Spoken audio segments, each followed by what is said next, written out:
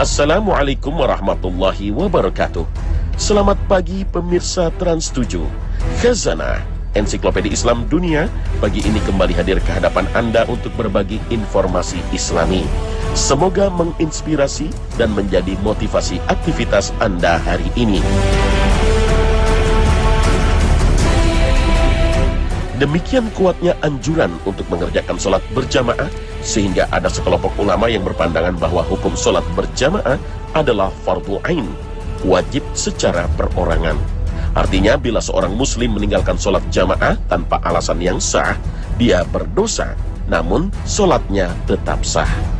Adapun orang-orang yang berpandangan demikian adalah Atha bin Abi Rabah, Al-Auza'i, Abu Thawr, Ibnu Huzaimah, Ibnu Hibban, umumnya ulama mazhab Hanafi dan mazhab Hambali. Atha berkata bahwa kewajiban yang harus dilakukan dan tidak halal selain itu, yaitu ketika seseorang mendengar seruan azan, maka dia harus menyambutnya dengan mengikuti sholat berjamaah. Aisyah radhiyallahu anha berkata, siapa yang mendengar azan tapi tidak menjawabnya dengan sholat, maka dia tidak menginginkan kebaikan dan kebaikan tidak menginginkannya. Al-Muqni. Banyak dalil lain yang mereka ketengahkan untuk mendukung pandangan ini. Salah satunya adalah firman Allah surah An-Nisa ayat 102 tentang tata cara sholat di medan perang yang ternyata harus dilakukan secara berjamaah. Logikanya, jika di tengah pertempuran yang sedang berkecamuk sekalipun sholat jamaah masih harus dilakukan, apalagi dalam kondisi normal, maka hukumnya wajib. Oleh karena itu, Al-Allamah As-Sayantiti berkata, ayat 102 dari surah An-Nisa tentang sholat jamaah dalam keadaan perang merupakan dalil yang sangat jelas tentang wajibnya sholat berjamaah. Abu Hurairah radhiyallahu anhu juga pernah menuturkan bahwa Rasulullah SAW bersabda, sungguh aku punya keinginan untuk memerintahkan untuk menyelenggarakan sholat, lalu aku memerintahkan satu orang untuk jadi imam, sedangkan aku sendiri pergi dengan beberapa orang membawa seikat kayu bakar menuju ke rumah sekelompok orang yang tidak ikut menghadiri sholat, dan aku bakar rumah-rumah mereka dengan api. Hadis riwayat Bukhari dan Muslim. Menurut pendapat yang mewajibkan sholat berjamaah, jika hukumnya sunnah, maka tidak mungkin Rasulullah mengancam orang yang meninggalkannya dengan ancaman rumahnya dibakar. Hadis yang lain yang juga mengisahkan bahwa Abu Hurairah berkata, ada seorang buta datang kepada Rasulullah seraya berkata, ya Rasulullah, tidak ada orang yang menuntunku ke masjid. Adakah keringanan bagiku? Jawab Nabi, iya. Ketika orang itu berpaling, Rasulullah bertanya, apakah kamu mendengar azan? Jawab orang itu, ya. Kata Nabi selanjutnya, kalau begitu penuhilah. Hadis riwayat Muslim. Selain pandangan yang mewajibkan, masih ada pandangan bahwa sholat berjamaah sangat wajib. Pandangan ini lebih keras dari sebelumnya, yang menganggap sholat berjamaah sebagai syarat sahnya sholat. Artinya, sholat tidak sah jika tidak dilakukan dengan berjamaah. Yang berpendapat seperti ini antara lain adalah Ibnu Taimiyah dalam salah satu pendapatnya. Demikian juga dengan Ibnul Qayyim, murid beliau. Juga Ibnu Aqil dan Ibnu Abi Musa serta mazhab Zahiriyah. Termasuk diantaranya adalah para ahli hadis, Abul Hasan At-Tamimi, Abu Al-Barakat dari kalangan mazhab Hambali, serta Ibnu Huzaimah. Apa dasar mereka yang menganggap sholat berjamaah merupakan syarat sahnya sholat? Sebuah hadis yang dituturkan oleh Ibnu Abbas radhiyallahu anhu bahwa Rasulullah SAW bersabda, barang siapa yang mendengar azan tapi tidak mendatanginya, maka tidak ada lagi sholat untuknya kecuali karena ada uzur. Hadis riwayat Ibnu Majah, Ad-Daruqutni, Ibnu Hibban, dan Al-Hakim. Juga hadis yang dituturkan oleh Abu Hurairah radhiyallahu anhu bahwa Rasulullah SAW bersabda, sesungguhnya sholat yang paling berat buat orang munafik adalah sholat isya dan subuh. Seandainya mereka tahu apa yang akan mereka dapat dari kedua sholat itu, pastilah mereka akan mendatanginya meski dengan merangkak. Hadis riwayat Bukhari dan Muslim.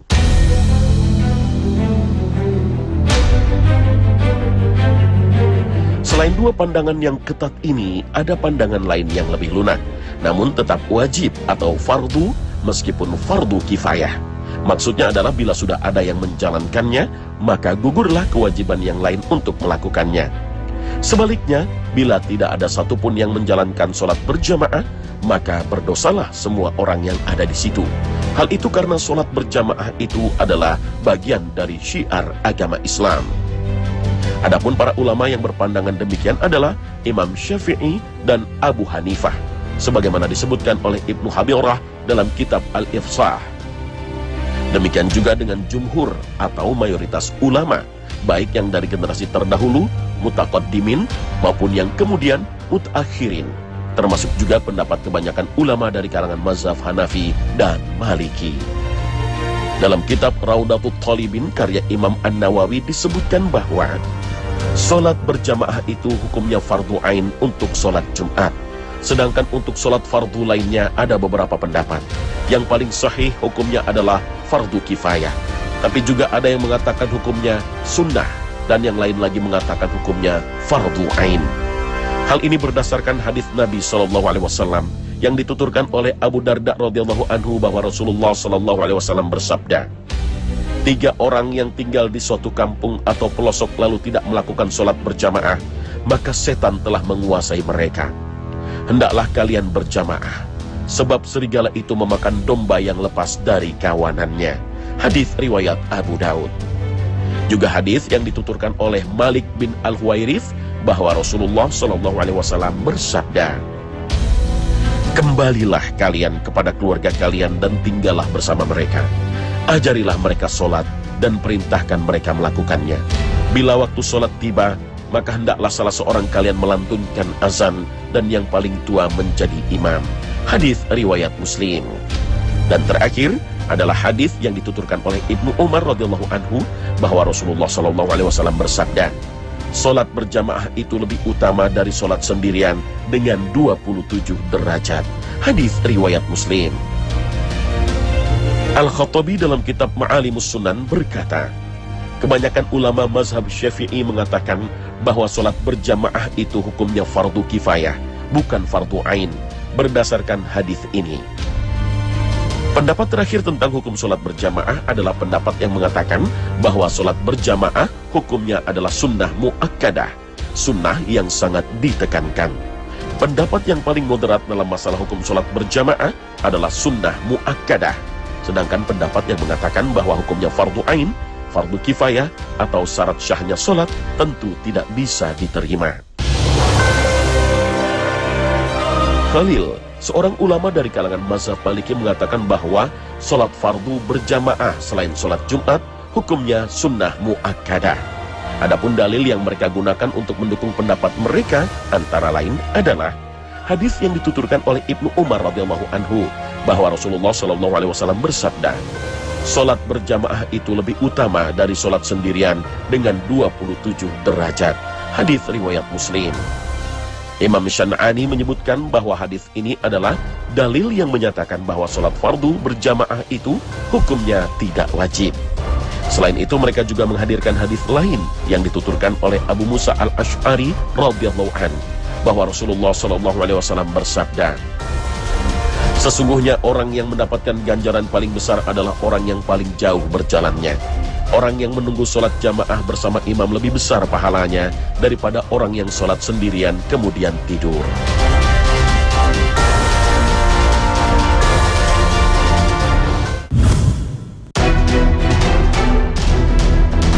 Pemirsa khazanah, terlepas dari apa hukum sholat berjamaah di masjid, apakah fardu ain, fardu kifayah, atau sunnah mu'akkadah, namun yang pasti, para ulama sepakat bahwa sholat berjamaah memiliki banyak keutamaan dibandingkan dengan sholat sendirian.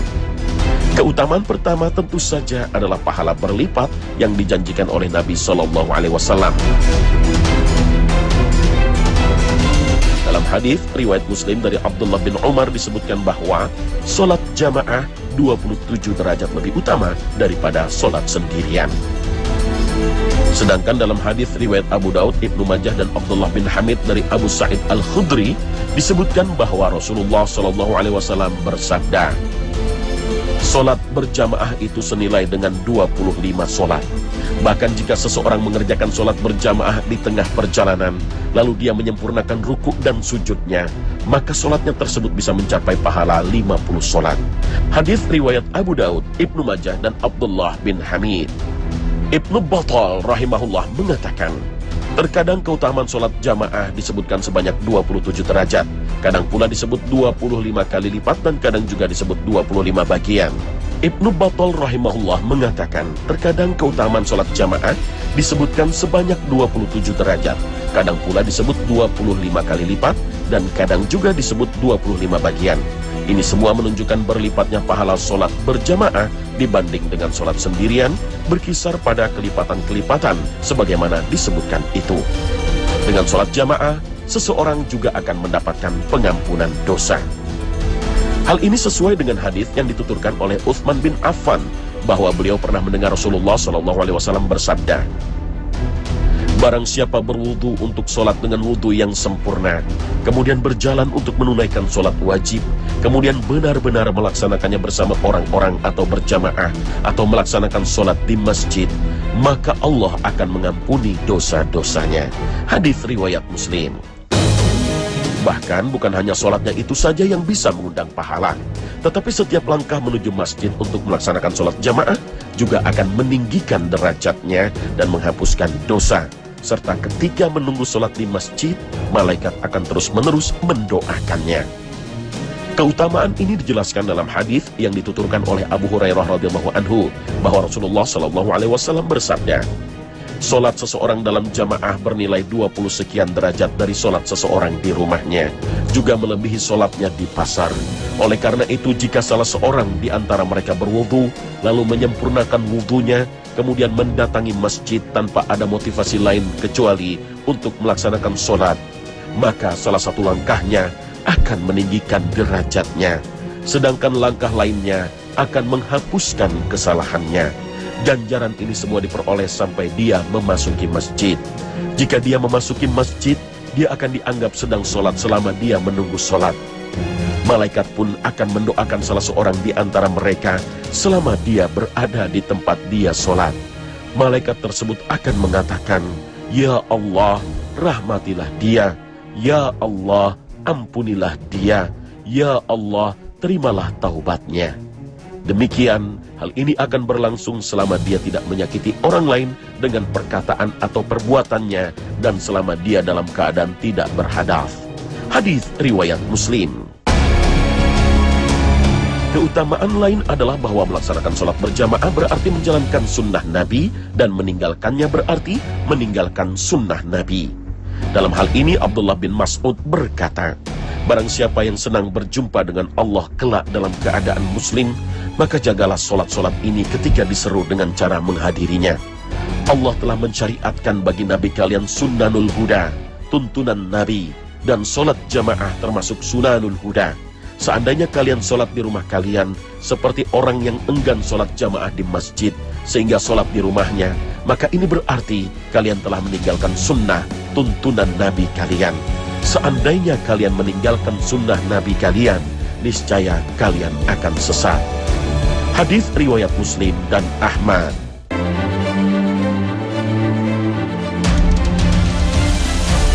Mengomentari keterangan Ibnu Mas'ud ini, Ibnu Illan, seorang ulama mazhab Syafi'i, berkata, jika kalian melaksanakan sholat wajib di rumah secara sendirian atau melaksanakannya secara berjamaah, namun di rumah, bukan di masjid, sehingga tidak menampakkan syiar Islam seperti yang biasa dilakukan oleh orang-orang yang betul-betul meremehkan sholat jamaah, maka kalian telah meninggalkan ajaran Nabi yang memerintahkan untuk menampakkan syiar sholat berjamaah. Jika kalian melakukan seperti ini, maka kalian akan tersesat, dan tersesat adalah lawan dari mengikuti petunjuk. Ibnu Hajar al-Asqalani bahkan menyebutkan secara rinci unsur-unsur apa saja yang memberikan keutamaan kepada sholat berjamaah atas sholat sendirian. Di antaranya adalah ketika seseorang menjawab azan, bersegera sholat di awal waktu, berjalannya menuju masjid dengan tenang, masuknya ke masjid dengan berdoa, menunggu jamaah, Solawat malaikat atas orang yang sholat, serta permohonan ampun dari mereka. Kecewanya setan karena berkumpulnya orang-orang untuk beribadah.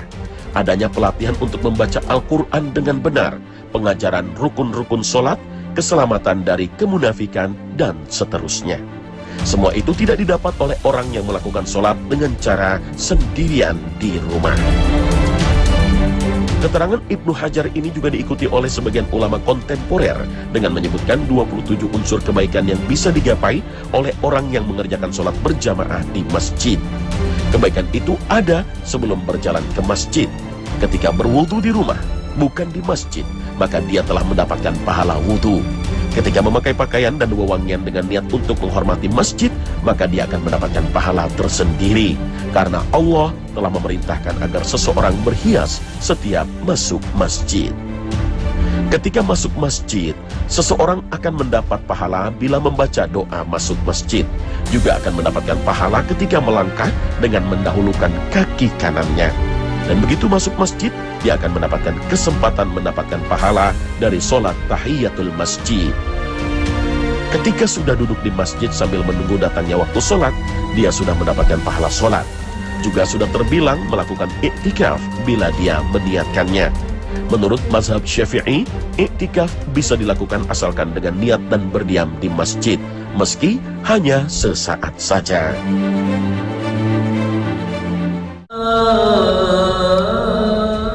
Begitu azan berkumandang, dia juga akan mendapatkan kesempatan mendapatkan pahala tersendiri dengan mendengarkan azan dan menjawabnya. Apalagi bila dia sendiri yang mengumandangkan azan.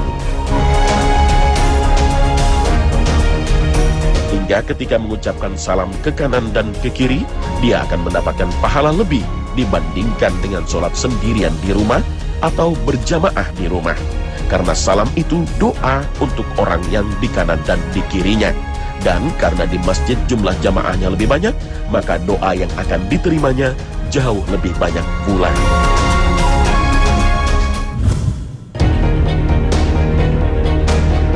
Pemirsa Khazanah, para ulama telah bersepakat bahwa sholat seorang laki-laki lebih utama dilakukan berjamaah di masjid daripada di rumahnya. Sedangkan bagi kaum wanita, para ulama berselisih pendapat tentang itu. Perselisihan ini bisa jadi timbul dari adanya hadis yang secara tegas menyatakan bahwa sebaik-baik sholat kaum wanita adalah yang dilakukan di dalam rumahnya. Tetapi pada waktu yang sama juga melarang kaum laki-laki untuk melarang kaum wanita jika ingin mendatangi masjid-masjid Allah.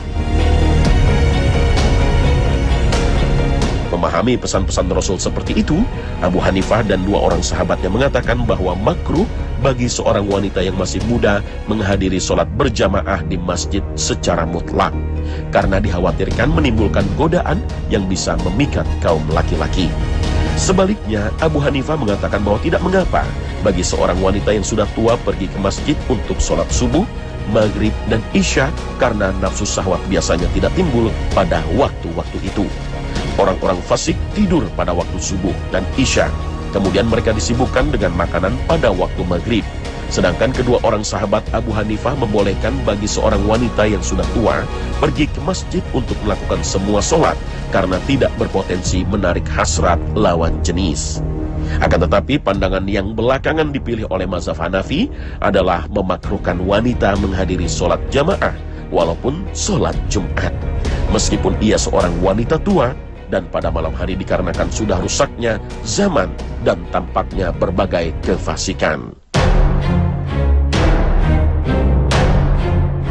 Para ulama dari mazhab Maliki mengatakan bahwa dibolehkan bagi seorang wanita yang sangat konsisten menjaga kesucian diri dan tidak berpotensi memikat kaum laki-laki untuk pergi ke masjid melakukan sholat berjamaah pada sholat id, jenazah, istisqa atau sholat meminta hujan, kusuf atau sholat gerhana, sebagaimana dibolehkan bagi seorang wanita muda yang tidak menimbulkan godaan untuk pergi ke masjid, sholat berjamaah, atau sholat jenazah kerabatnya.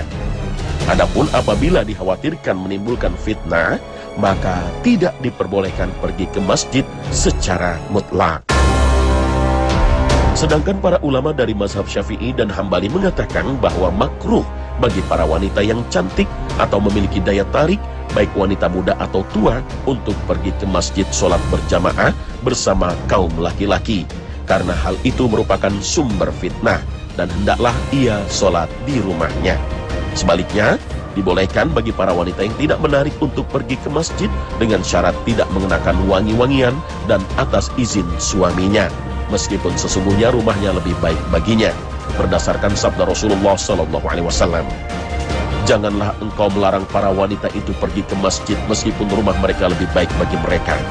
Di dalam lafaz lainnya disebutkan, apabila para wanita kalian meminta izin kepada kalian pada waktu malam hari untuk ke masjid, maka izinkanlah mereka. Hadis riwayat jamaah kecuali Ibnu Majah. Juga sabda Nabi SAW, janganlah kamu melarang para wanita pergi ke masjid, hendaklah mereka keluar tanpa memakai wangi-wangian. Hadis riwayat Ahmad dan Abu Dawud. Dan dituturkan oleh Ummu Salamah bahwa Rasulullah SAW bersabda, sebaik-baik masjid bagi kaum wanita adalah di dalam rumahnya. Hadis riwayat Ahmad. Jika cermati perbedaan pendapat di kalangan ulama ini, inti masalahnya adalah kekhawatiran akan timbulnya godaan birahi dari wujud fisik, tingkah laku, dan tutur kata kaum hawa. Jadi tujuan utamanya adalah untuk melindungi kedua belah pihak, laki-laki dan perempuan. Akan tetapi ada masalah penting yang perlu diperhatikan, bahwa sholat di rumah bagi kaum wanita adalah lebih baik, bukan wajib, sehingga akan menimbulkan dosa bila ditinggalkan. Selain itu, kaum wanita yang mengikuti sholat jamaah di masjid juga akan mendapatkan janji pahala 27 atau 25 kali lipat, karena tidak ada keterangan yang mengecualikan hal itu. Apalagi jika sejumlah dampak negatif yang dikhawatirkan terjadi bisa dihindarkan. Misalnya dengan menyediakan tempat terpisah bagi kaum wanita yang tidak bisa dilihat oleh jamaah laki-laki. Wallahu a'lam. Terkait dengan hal ini, Profesor Hasbi As-Siddiqi dalam buku koleksi hadis-hadis hukum mengatakan, jika hadis-hadis dikumpulkan, dapatlah diambil sebuah kesimpulan bahwa wanita di zaman Rasul dan Khulafaur Rasyidin, mereka ikut berjamaah di masjid. Bahkan Atikah, istri Umar bin Khattab radhiyallahu anhu, ikut dalam jamaah sholat subuh ketika suaminya Umar bin Khattab ditikam oleh Abu Lu'lu' al-Majusi. Sejarah juga mencatat bahwa Rasulullah SAW dan para Khulafaur Rasyidin tidak pernah mengeluarkan aturan yang melarang kaum wanita sholat berjamaah di masjid. Sebab jamaah kaum wanita di masjid merupakan amalul birri, yaitu amalan kebajikan dan kebaktian.